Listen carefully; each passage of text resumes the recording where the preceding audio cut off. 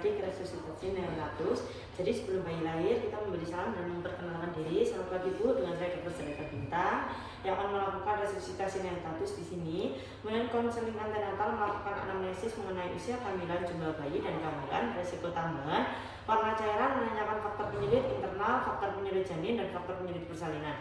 Kemudian persiapan menolong, alat dan obat resusitasi seperti TABC, terminal manajemen, menyalakan infant barman, hangatkan handuk dan selimut sebelum bayi lahir, siapkan minimal 3 handuk. Kemudian persiapan alat untuk airway, breathing circulation dan obat. Kemudian setelah bayi lahir kita menyalakan alat penghitung waktu, kemudian nilai Apgar score, evaluasi bayi, prematur, bernafas irregular atau menangis lemah, kemudian tonus ototnya apakah normal atau lemah, kemudian apakah bayi cukup bulan, kemudian apakah bayi bernapas atau menangis, apakah tonus otot baik. Kemudian bila semua jawaban iya, maka melakukan perawatan rutin. Bayi bisa dirawat bersama ibu, yaitu inisiasi menyusu dini, tetap jaga kehangatan dan napas, selanjutnya observasi pernapasan, laju jantung dan spirometri. Kemudian bila bayi tidak bernafas atau menangis lemah, bernafas irregular dan tonus lemah, bila jawaban ada yang tidak, lakukan langkah awal yaitu hangatkan bayi.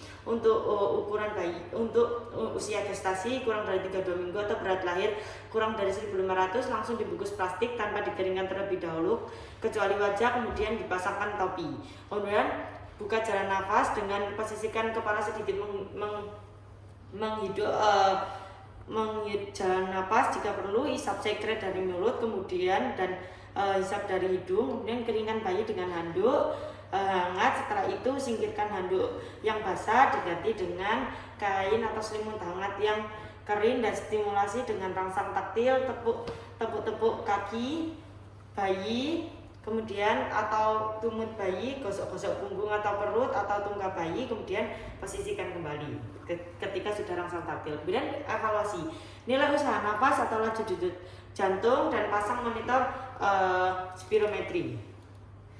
Baik, kemudian kita melakukan VTP jika apnu atau bayi megap-megap dan laju denyut jantung kurang dari 100 kali per menit, dan VTP dilakukan dengan pemantauan SP2 dan pasang monitor EKG bila ada. Kemudian VTP positif, pasang sungkup sesuai dengan ukuran bayi, menutupi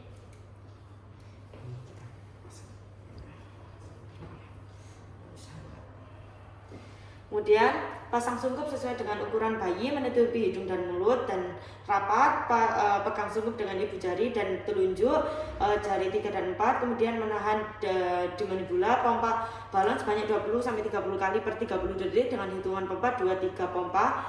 Kemudian evaluasi LDJ jika kurang dari 100 kali per menit, nilai VTP efektif atau tidak. Jika tidak, pengembangan dada langsung koreksi langkah, yaitu sungkup reposisi, isap dan buka mulut, tekanan dinaikkan, alternatif jalan nafas. Jika LDJ lebih dari 100 kali per menit, kembali nilai usaha nafas dan LDJ. Kita melakukan VTP.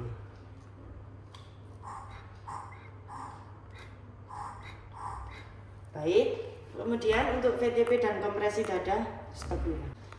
Kemudian jika LDJ kurang dari 60 kali per menit, maka lakukan VTP dan kompresi dada dengan perbandingan 1:3, lakukan selama 60 detik, pastikan bayi sudah terintubasi dan dipasang LMA.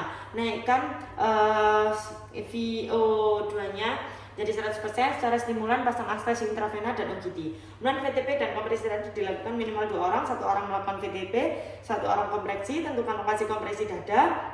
Kompresi dada dilakukan dengan salah satu ibu jari, thumb teknik atau kedua jari atau two finger teknik, kedalaman 1/3 diameter antara posterior dinding dada. Lakukan dengan induksi minimal pada saat melepas tekanan jari tetap melekat pada dada. Kompresi jari dilakukan bergantian, VTP dengan perbandingan 3:1 selama 30 detik, kompresi 45 kompresi 15 kali VTP.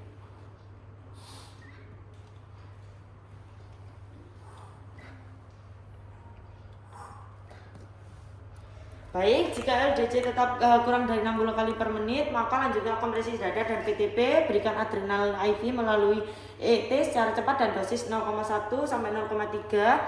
Adrenalin dijalankan 1/10.000 diulang setiap 3 sampai 5 menit. Pemberian NaCl dengan indikasi 10 mg per kg berat badan melalui vena umbilikalis selama 5 sampai 10 menit.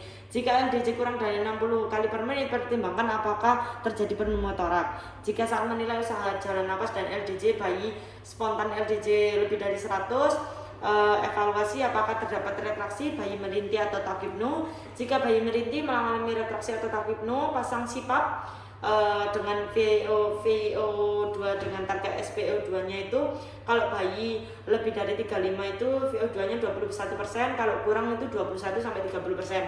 Kemudian setelah terpasang CPAP dan evaluasi kembali apakah bayi terlihat merintih. Jika iya maka gagal CPAP. Kemudian jika bayi distres napas pada SpO2 tidak tercapai lebih dari 40%, yaitu berikan VTP dan persiapkan untuk intubasi. Kemudian setelah terpasang CPAP, evaluasi kembali apakah bayi terlihat merintih, retraksi atau takipnu. Jika tidak, lanjutkan ke perawatan pasca resusitasi.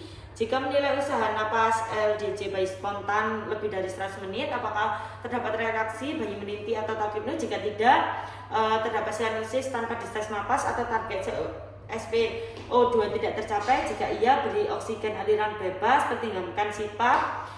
Jika prematur, bila tidak, perbaikan dan pertimbangkan adanya penyakit jantung kongenita. Jika tidak ada sianosis target SpO2 sudah tercapai, tidak ada distres napas, maka lanjutkan perawatan bersama ibu. Kemudian nilai usaha napas dengan menggunakan skor Downe, yaitu meliputi frekuensi nafas, retraksi, sianosis, re-entry, dan berhenti. Kalau skornya 4 yaitu pasang CPAP, kemudian itu distres pernapasan ringan 4 sampai 5, distres pernapasan sedang, pasang CPAP juga. Lebih dari 6 distres pernapasan berat, pertimbangan intubasi. Kemudian pertahankan suhu di setiap langkah resusitasi. Baik, untuk keterampilan medik resusitasi neonatus sudah selesai.